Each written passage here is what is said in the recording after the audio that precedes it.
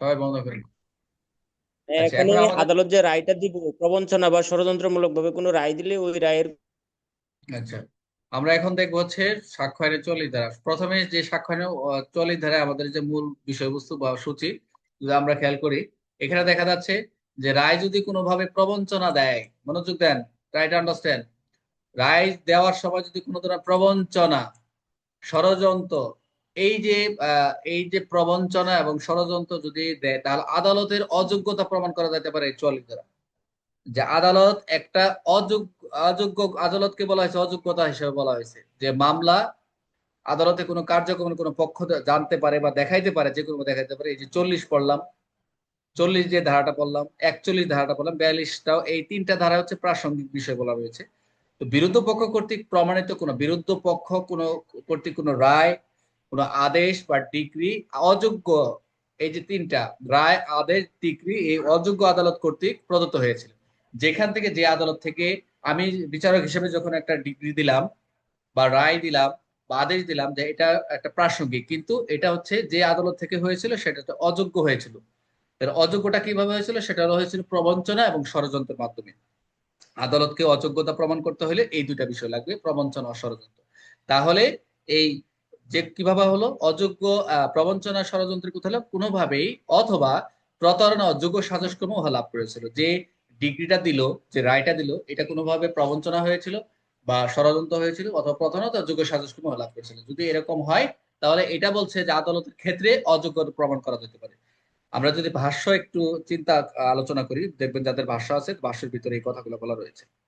আদালত কি করে? মোটা টাকায়, আমরা যেটা বাংলা ভাষা সোজা ভাষায় বুঝি, আদালত মোটা টাকা, এটা কিন্তু 1872 সালের কথা, এখনকার কথা না। যে আদালত মোটা টাকার দুর্বৃত্ত লোকটাকে বড় সম্পত্তির ডিগ্রি দিল। যে কি ধরনের? সাধারণ মানুষ ভাবলো লোকটা চতুর, বড় জিতে আছে, লোকটা বড়, লোকটা চতুর, কিন্তু লোকটা বড় জিতে আছে। যখন ডিগ্রি জারি করার প্রয়োজন হলো, তখন অপর পক্ষকে দেখাই দিল যে চতুর লোকটা কি প্রতারণা করছে। যে লোকটা মোটেও বাঁচে নাই, তার নামে মিথ্যা লোক সাজায় তার না নিকটে দলিল করে নিছে। এই যে মিথ্যা করে দলিল করে সাজায় নিল, সেই দলিল দেখায় দেখায় আদালত উইথ ডিগ্রি, ডিগ্রি নিয়ে নিছে আদালত থেকে। আদালত তখন পূর্বে ডিগ্রি নাকচ করিয়ে দিলেন। আদালত পূর্বে ডিগ্রি, যে এদেরকে পরে দলিল দেখায় ডিগ্রি, আগের যে ডিগ্রি ছিল ওদের পক্ষে ডিগ্রি তো একটা দেওয়া হয়েছিল, পূর্বে ডিগ্রিকে নাকচ করিয়ে দিলেন। মিথ্যার উপর যার ভিত্তি, তা কখনো টিকবে কেন? এটাই হচ্ছে যার মূল নাই তার ফল নাই, গোড়া কাটিয়ে আগা পানি ঢেলে গাছ বেশি বাঁচে না। এটি বলছে মিথ্যার উপর যেখানে ভিত্তি, মিথ্যার উপরে যেখানে স্টাবলিশ, মিথ্যায় যত জয় জয়কার, সেখানে আবার এটা আবার টিকবে কিভাবে? তার মানে পরবর্তী যে ডিগ্রিটা নিল, সেটা হচ্ছে বড় সম্পত্তিতে মোটা টাকার বিনিময়ে নিল। অর্থাৎ মিথ্যার উপর যার ভিত্তি, এখানে অন্য কোনো কিছু টিকবে না। এই ধারার মূল বিষয় এটাই। অর্থাৎ প্রতারণা করে যদি কেউ ডিগ্রি নেয়, আদালতকে, আদালত অক্ষম আদালত ডিগ্রি দিলে তা পরবর্তী কি টিকবে না টিকবে না? টিকবে প্রতারণা না। করিয়া যদি টিকবে না ডিগ্রি স্যার। লইলে, অক্ষম আদালত ডিগ্রি দিলে তা কখনোই টিকবে না। যা আজ হোক কাল হোক টিকবে পরবর্তী না। হোক, পরবর্তীতে হলেও এই যে 40 ধারা, এটা তো অযোগ্য প্রমাণ করতে পারেন কোনোভাবে, যে প্রবঞ্চনা ষড়যন্ত্র প্রতারণা অযোগ্য শাস্তির মধ্যে করা হয়েছিল, তাহলে পরবর্তীতে আপনার যে ডকুমেন্টস গুলো রয়েছে, যদি প্রপার ওয়েতে বা যদি সঠিক সবকিছু থাকে, পরবর্তী আপনিও সেটা অযোগ্যতা প্রমাণ করতে পারবেন, যদি সবকিছু ঠিক থাকে। এটাই বলছে 40 ধারায় আপনি আদালতের অযোগ্যতা প্রমাণ করা যেতে হবে 40 ধারা।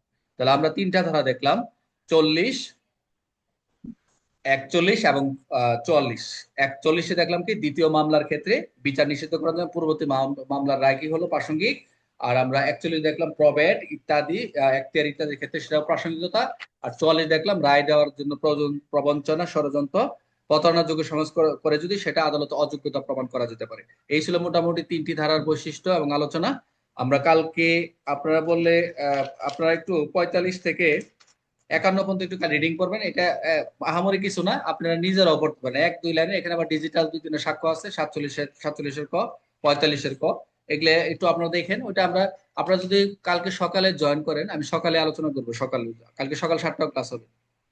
আপনারা যদি যারা জয়েন করতে পারবেন অবশ্যই করবেন, রেকর্ড থাকবে, পরবর্তী আপনার রেকর্ড দেখে নেবেন। আবার পরবর্তী আমরা পরবর্তী যে 52 থেকে যে ধারাগুলো রয়েছে, 55 পর্যন্ত একটু ডিফিকাল্ট, একটু ভিন্ন অঙ্গে আপনাদের সাজাতে হবে, যাতে আপনার ধারাগুলো ওই অধ্যায় থেকে প্রশ্ন আসে।